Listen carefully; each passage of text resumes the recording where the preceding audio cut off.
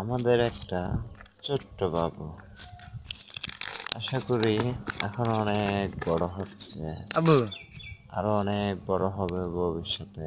আল্লাহ যদি কাছে রাখে, সবাই তো দোয়া করবেন ইনশাল্লাহ। আশা করি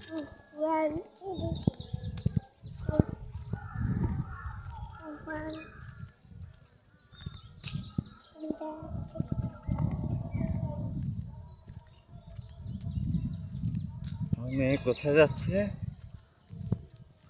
এখন নামাজে যাচ্ছি। হ্যাঁ, এই দিয়ে নামাজে যাচ্ছি। বলো আব্বু।